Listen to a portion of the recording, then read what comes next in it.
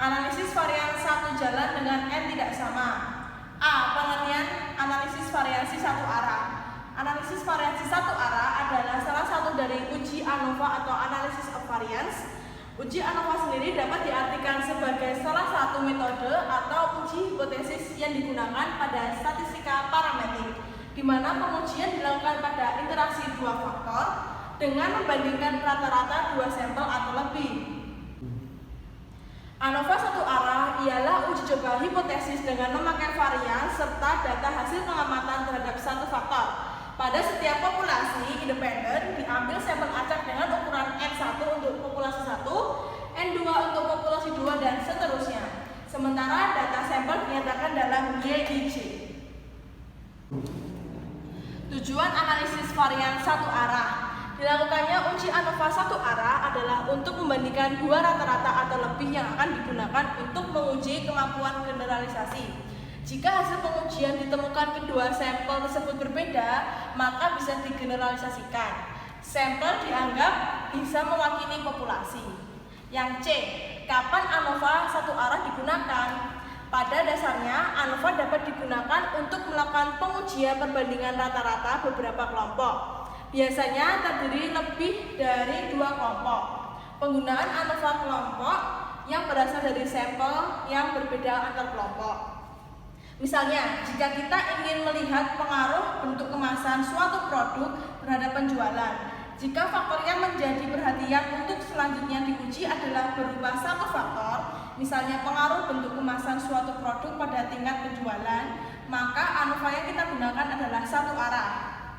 Disebut ANOVA satu arah atau one way ANOVA karena pusat perhatian hanya satu, dalam hal ini bentuk kemasan suatu produk. Tetapi jika pusat perhatian selain jenis kemasan juga tertuju pada pengaruh aroma pada tingkat penjualan, maka digunakan ANOVA dua arah atau two-way ANOVA.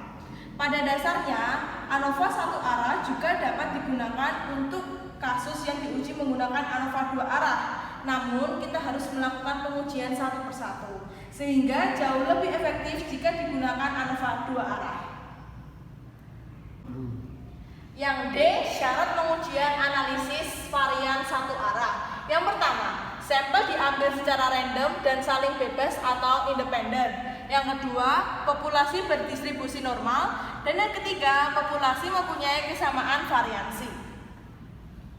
Cara mencari ada beberapa proses. Yang pertama, membuat hipotesis dalam bentuk kalimat. Yang kedua, membuat hipotesis dalam bentuk statistik. Yang ketiga, mencari derajat bebas perlakuan atau DF1 dengan rumus K-1.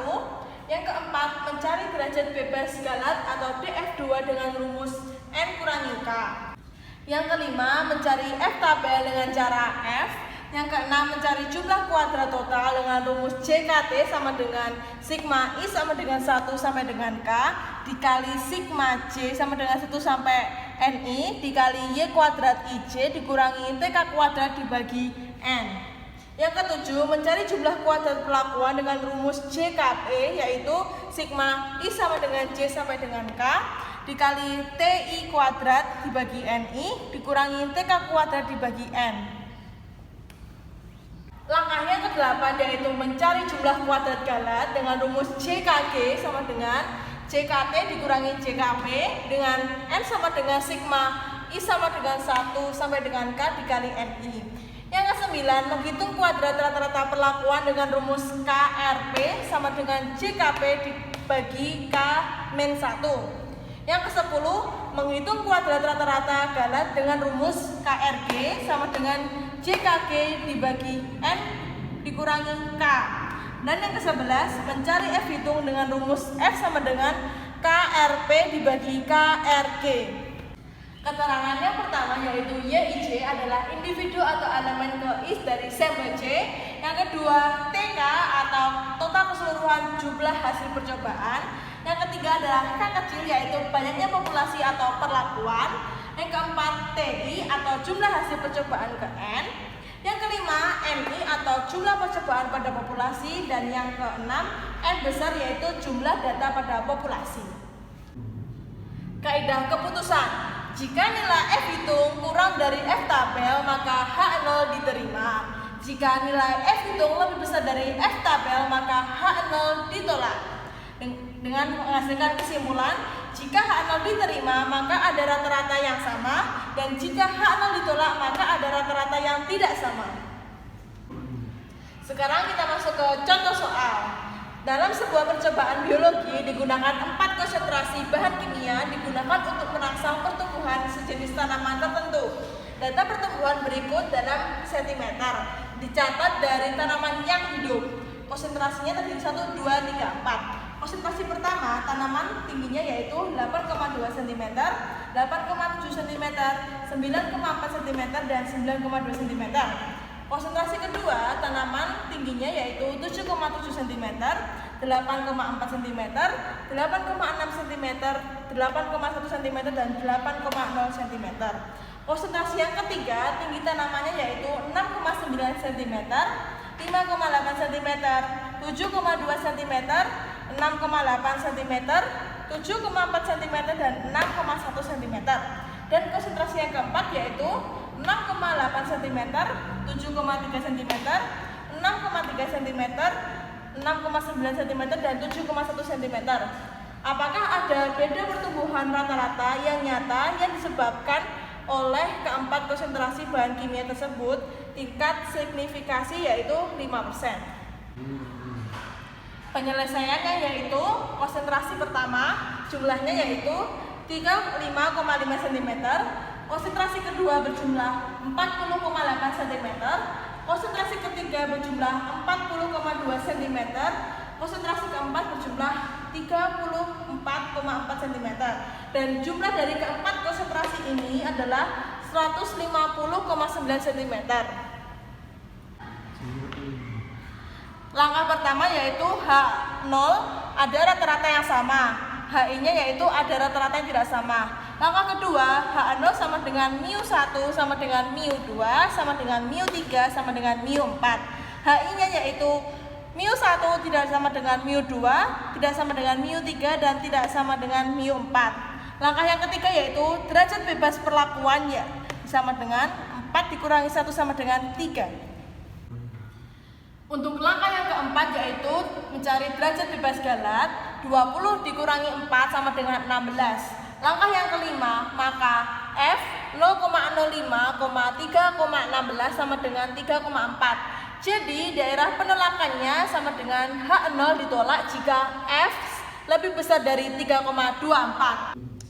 Langkah yang keenam yaitu mencari jumlah kuadrat total. JKT sama dengan 8,2 kuadrat ditambah 8,7 kuadrat ditambah 9,4 kuadrat ditambah 9,2 kuadrat ditambah 7,7 kuadrat ditambah 8,4 kuadrat ditambah 8,6 kuadrat ditambah 8,1 kuadrat ditambah 8,0 kuadrat ditambah 6,9 kuadrat ditambah 5,8 kuadrat ditambah 7,2 kuadrat ditambah 6,8 kuadrat ditambah 7,4 kuadrat ditambah 6,1 kuadrat ditambah 6,8 kuadrat ditambah 7,3 kuadrat ditambah 6,3 kuadrat ditambah 6,9 kuadrat ditambah 7,1 kuadrat dikurangi 150,9 kuadrat per 20 dan hasilnya adalah 19,350. Langkah yang ketujuh yaitu mencari jumlah kuadrat perlakuan dengan rumus JKP sama dengan 35,5 kuadrat per 4 ditambah 40,8 kuadrat per 5 ditambah 40,2 kuadrat per 6 ditambah 34,4 kuadrat per 5 dan dikurangi 150,9 kuadrat per 20.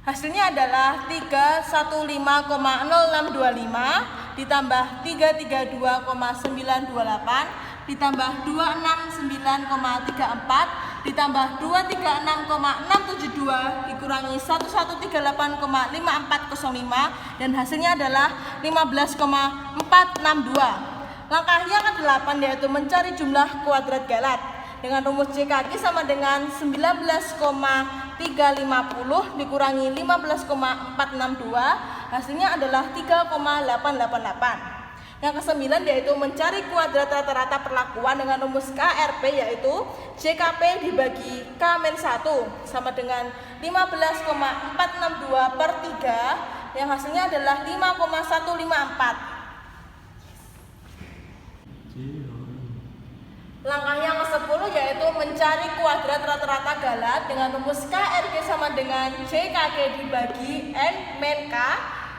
yaitu 3,888 per 16 sama dengan 0,243. Langkahnya ke-11 yaitu mencari F sama dengan KRP dibagi KRG sama dengan 5,154 dibagi 0,243 sama dengan 21,213. Dan langkah yang terakhir yaitu F hitung lebih besar daripada F tabel, maka H0 ditolak, sehingga ada rata-rata yang tidak sama.